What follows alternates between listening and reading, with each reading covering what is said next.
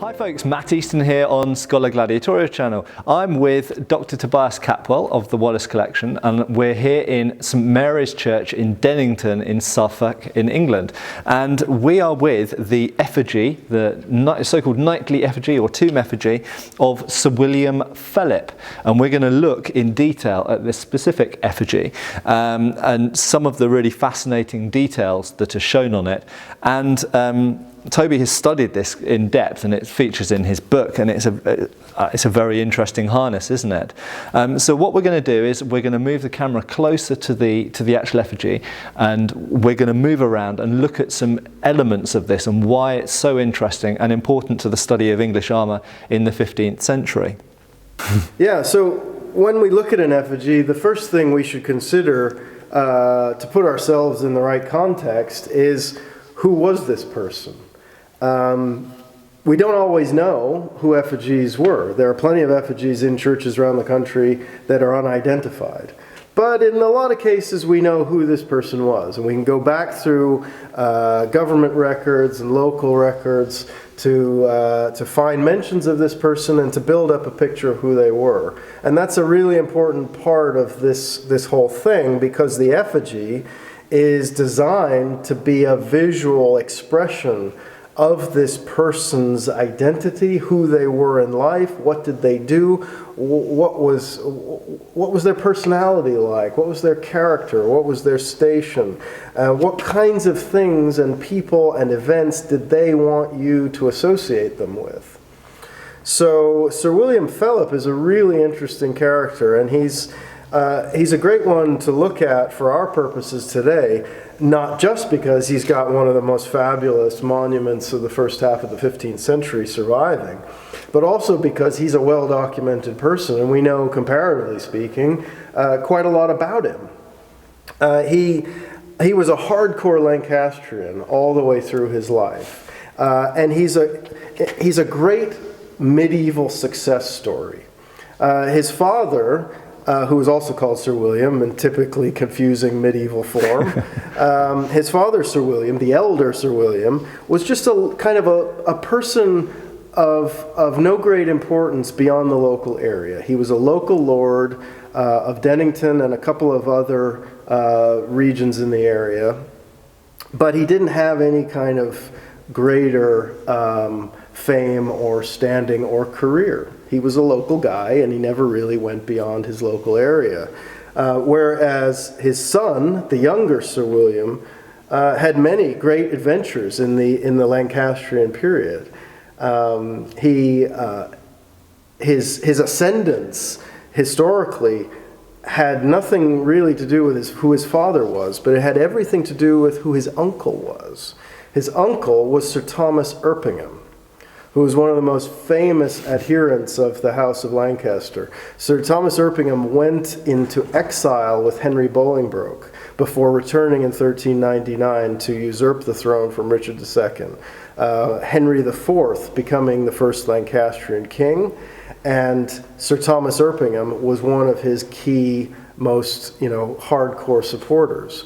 So the nephew got swept along on the uncle's coattails, really. He also had a brother. There were two of them, the Philip brothers. There was Sir John, William's brother, and they were like a double act all the way through the reign of Henry IV. They were king's squires, they were men-at-arms in the royal household. They were very early on being rewarded with titles and grants of land, and already, even before they were knights, they were already becoming quite wealthy and quite influential.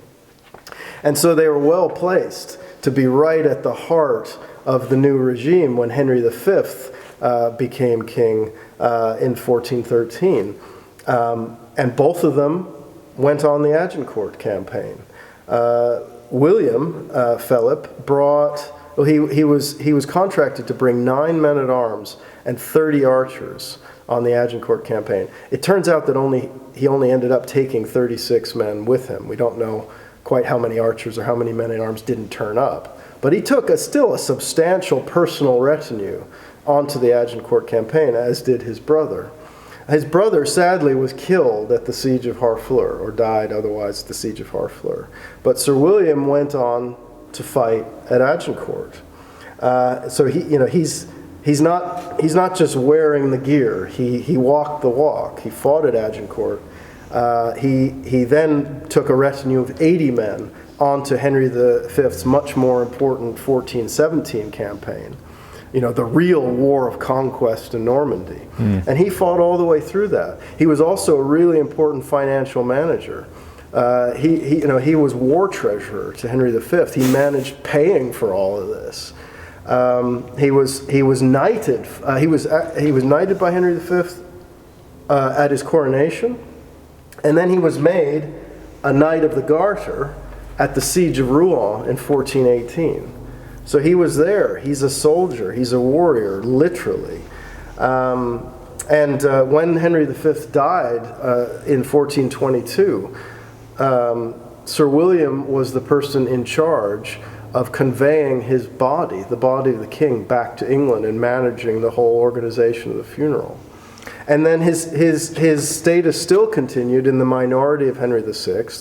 He was one of an elite body of knights and men-at-arms who were assigned to be present with the young king at all times, his kind of personal lifeguard. And by the time Sir William died in 1441, he was one of the richest and most powerful knights in the country. He ruled over 10 counties throughout England, and he had an annual income that is conservatively estimated to have been at least £400, which is 10 times the income of the average knight. So he was a rich and really important character, and his ascendance from pretty humble origins, had huge implications for the whole area. That's why there is this glorious church in what is now kind of a quiet part of Suffolk. I think his career really serves to illustrate how diverse the skills required of a 15th century knight might be. You're not simply a trained fighting man. You have to be a military commander. You have to be a bureaucrat to an extent, an administrator, a manager of land. All of these things. So very, very diverse set of skills. Presumably his success under Henry V and subsequently is represented in the effigy that we see here. Presumably is this a high quality effigy, high class?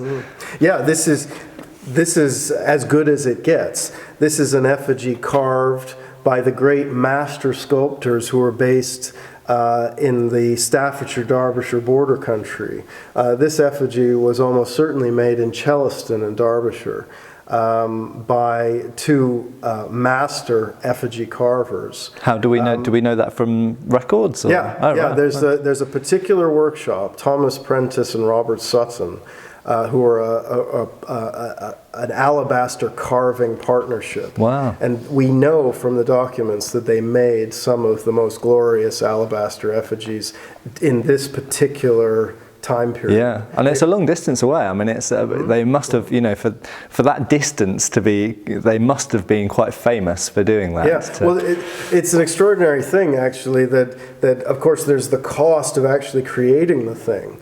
But effigies like this become rapidly more expensive and rapidly, therefore, more impressive the farther away they get from the Staffordshire, Derbyshire border country, which is where the alabaster came from. A lot of the cost and expense of this, on top of the creation of it itself, which is by no means inexpensive, is the cross-country haulage. Without damaging it. Right, just to get this where it is now, when it was quarried hundreds of miles away. So do we think that the base of the tomb would have been made separately, or would it have all been one big monument, or? This appears to be all part of the same commission. Okay. I mean, sometimes you have to be a bit careful because, effigies get moved around in churches, and sometimes they get taken off of their original chests, and sometimes you have to ask yourself, does this effigy belong with this, and does the wife belong with the knight, and but this one is This is the Chantry Chapel that was created as part of the commission. This effigy is located exactly where the original documentation says he wanted it to be located. So it's one of the rare examples of a wider architectural context that's preserved as well as the effigies themselves. And just before we move on to looking at the actual armour and talking a bit about the details of the armour and equipment, I know some people will be looking at his wife behind there and thinking, you know, was that made at the same time? Was it all part of one thing? And, you know... Yeah, those are questions you always have to ask, and the answers are different from example to example. Right. In this case, it was all made at the same time. We know that Sir William was granted a license to build the Chantry Chapel in 1438. So and the effigy is part of the whole architectural project.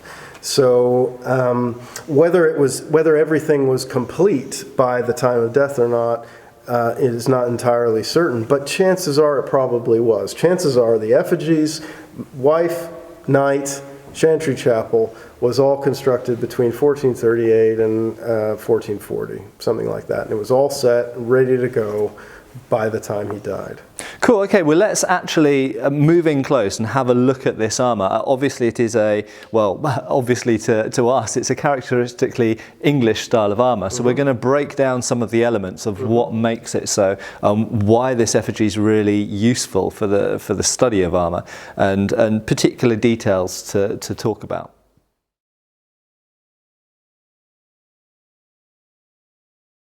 Thank you for watching. Please subscribe, follow us on Facebook. You can buy t-shirts through Spreadshirt, support us on Patreon, or follow us on Pinterest. Thank you.